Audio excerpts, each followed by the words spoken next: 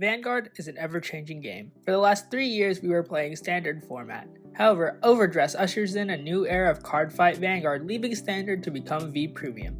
This week, we're looking at the best decks from the last set of that format before everything changes. This is Winning Images Standard Send-Off.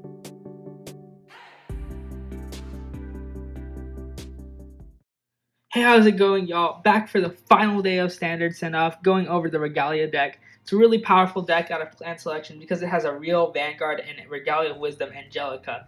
Although this deck doesn't have as large of a power output in terms of one explosive turn compared to Himiko, this deck is still able to have some cool, consistent plays to defeat your opponent at all points of the game, as Himiko kind of loses its power the longer the game goes. So starting off with the 4 grade 3s, we play 4 copies of Regalia Wisdom Angelica. All of your regards with the Divine Gauge cannot be chosen by your opponent's card effects and get 5k. Then she enables that skill because when she attacks, choose 2 of your rearguards, and you may put 1 card from your soul as a Divine Gauge for each of those units.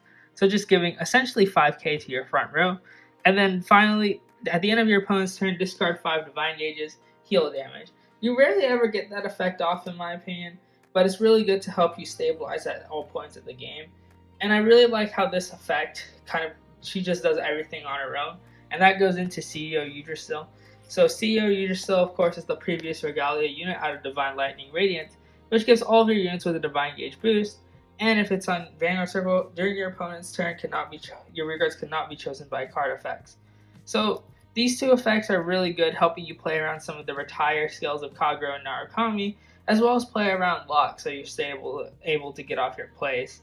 And then she has this cool skill that counterblast one, search your deck for up to 1 Regalia Fate Norn, call it to rearguard, shuffle your deck, and then you choose 2 rearguards and put 2 cards from your soul as a Divine Gauge for each of those units, up to 2. So you don't have to do it, but it just helps get the Divine Gauges on the field because it's really what your soul is used for. That's it for the grade 3s. Now on to the most key grade 2, Regalia Fate Norn, the old Legion mate for CEO Yggdrasil. So Regalia Fate Norn has a cool skill that you can counterblast 1, draw a card, act, really, not even one place, and then choose 1 of your rearguards. You may put a card from your soul face down as a Divine Gauge for that unit, and if you did, soul charge 2.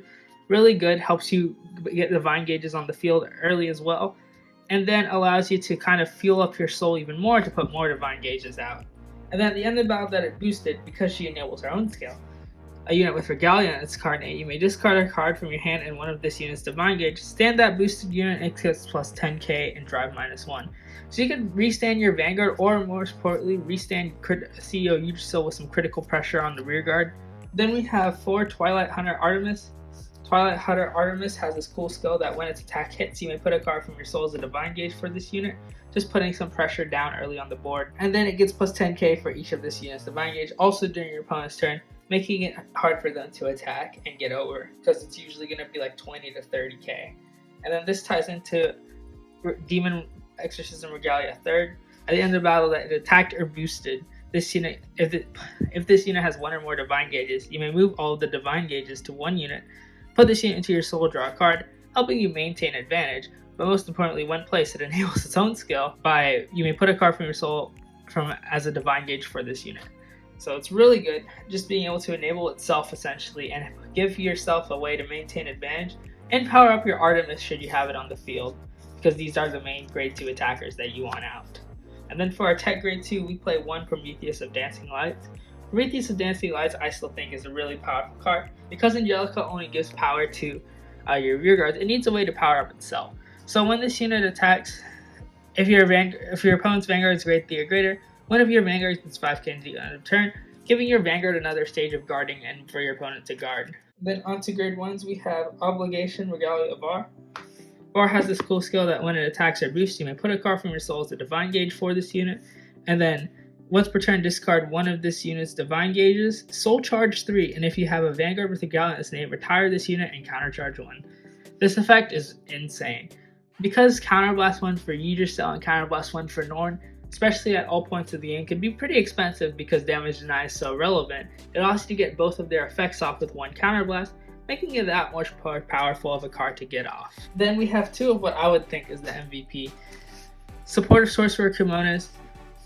When placed on Vanguard Circle, you may put a card from your hand to soul to draw a card, and then when placed, you may soul charge 1 if your Vanguard's grade 3 or greater, soul charge another one, and one of your Vanguards gets 5k. This effect is also really good, just being able to put more cards into your soul, more divine gauge targets, and because a lot of the generic soul charge for Genesis requires Soul Blast, you don't really Soul Blast in this deck. Cummonis just fits the bill in a really good way too. And then of the clan selection volunteer, the card that I was most looking forward to. White Brushwitch Artic fits so well in this deck. It has the same skills as Prometheus of Dancing Lights. On placement, check top 2, put 1 soul, 1 to top of the deck. Most importantly, once per turn, grade 3 Vanguard. It basically gives the skill that when it attacks you could give it 5k and this unit 5k. So just giving your Vanguard more powerful stages of guarding, especially even though it's once per turn and you may restand it with Norn, you're still able to get a large power output, making it more difficult for your opponent to guard with only 1 card. Because that's the problem with Angelica. If you have a field of 4, your opponent could drop a 15k 2 to pass, but Artic just kind of makes that 15k a 1 to pass, which is really important for forcing cards out of your opponent's hand. And then for triggers, we have 12 crit. This is really good because essentially 2 damage is better than 1. And for this deck that could already maintain advantage pretty nicely, what more is there to say? 4 heal and our starter. Genesis was really a fun clan for me in Standard. I picked it up with Himiko and CEO Yggdrasil, and I found the most liking to the clan. With its ability to kind of have the similar skills of Royal Paladin to kind of power up and have some high powered attacks to defeat your opponent, and the added element of having critical triggers and maintaining much better advantage than Royal Paladin can. Regalia and Himiko really was a deck for me. And then going forward, I got to try Angelica, obviously, to play test for this video, and Angelica kind of does the same thing, but I would still prefer the Himiko build because Himiko, man, she is truly an Oracle Queen, especially because she could OTK your opponent on turn 3. But that's not to say Angelica still can't compete. I've never gone off the heal skill, but I'm sure it always goes off at an optimal time.